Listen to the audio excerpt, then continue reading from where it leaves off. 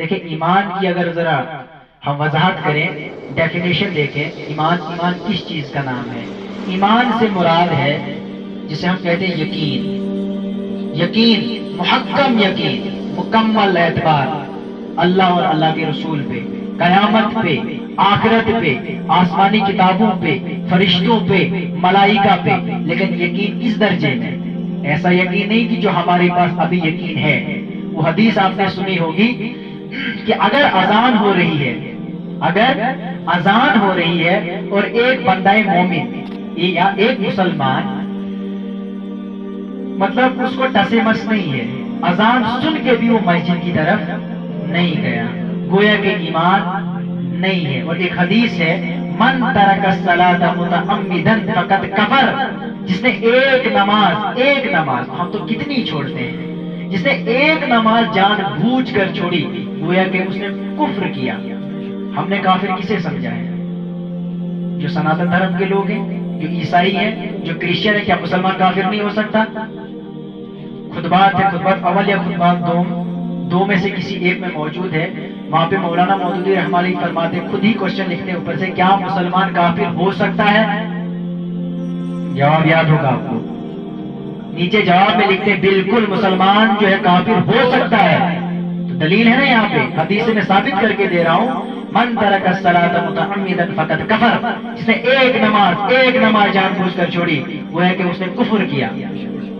کفر مطلب اس نے اللہ کو مانا ہی نہیں، اس نے حضور صلی اللہ علیہ وسلم کو مانا ہی نہیں، اس نے آخرت کو مانا ہی نہیں، اس نے مطلب آسمانی جو کتاب ہے تورات، زبور، انجیل، قرآن کسی کو نہیں مانا، جس نے ایک نماز جان بوجھ کر چھوڑی۔ شرط ہے جان بوجھ کے، تو ہم تو کتنی نمازیں جان بوجھ کر چھوڑتے ہیں؟ ہم نے کسے کافر سمجھا؟ ٹھیک ہے، تو پہلی چیز ہے ایمان۔ میں اور ذرا اس کو ڈیفائن کرنے کی کوشش کروں گا۔ ایمان جو یہ ہوتا ہے نا ہیٹر ہوتا ہے نا ہیٹر، ہمیں پورا یقین ہے کہ اگر بجلی ہے، ہیٹر چالو ہے، اگر میں اسے ہاتھ لگاؤں تو کرنٹ لگے گی؟ میں لگاؤں گا ہاتھ اسے؟ کبھی نہیں لگاؤں گا، کیونکہ مجھے یقین ہے، مجھے ایمان یہی ہے، مجھے ایمان ہے کہ اگر میں نے ہاتھ لگایا ہوا تو مجھے کرنٹ لگے گی۔ میں کبھی بھی یہ جرات نہیں کروں گا کہ میں اسے ہاتھ لگاؤں بجلی کے ہوتے ہوئے، کبھی نہیں لگاؤں گا ہاتھ۔ اس کا مطلب یقین ہے، ایمان ہے۔ تو اگر ایمان ہے تو ہم کبھی نماز نہیں چھوڑیں گے، اگر ایمان ہے تو ہم کبھی اللہ کے بتائے ہوئے احکامات کی خلاف ورزی کرنے کی جرات نہیں کریں گے۔ ہم کبھی بھی جو حضور صلی اللہ علیہ وسلم کے بتائے ہوا جو راستہ ہے، ٹھیک، ہم اس سے کبھی بھی ہٹنے کا سوچیں گے بھی نہیں، ہٹنا تو دور کی بات ہے اگر ایمان ہے۔ تو پہلی چیز یہاں پہ گروائی جنہوں نے ایمان لایا۔ تو یہاں پہ بہت بڑی غفلت ہے لوگوں کی، سب لوگ یہی سمجھتے ہیں کہ ہم تو مسلمان، ہم تو ایمان لائے۔ کہاں سے ایمان ہے؟ ذرا ایمان کو ڈیفائن تو کرو، ایمان کس چیز کا نام ہے؟ اگر ایمان ہے تو پھر نماز کیوں چھوڑتے ہو؟ اگر ایمان ہے تو جھوٹ کیوں بولتے ہو؟ اگر ایمان لایا ہے تو تبلیغ دین کو سیکھنے اور سکھانے کا کام کیوں نہیں کرتے ہو؟ اگر ایمان ہے تو اپنی لائف، جو آپ کی لائف ہے، اس کو بدلنے کی کوشش کیوں نہیں کرتے ہو؟ ٹھیک، آپ سمجھ رہے ہیں نا کہ ایمان کس چیز کا نام ہے؟ ایمان مطلب یقین۔ اگر ایمان موجود ہے تو گناہ کا جو گراف ہے نا، گناہ کا، وہ کم ہونا چاہیے نا۔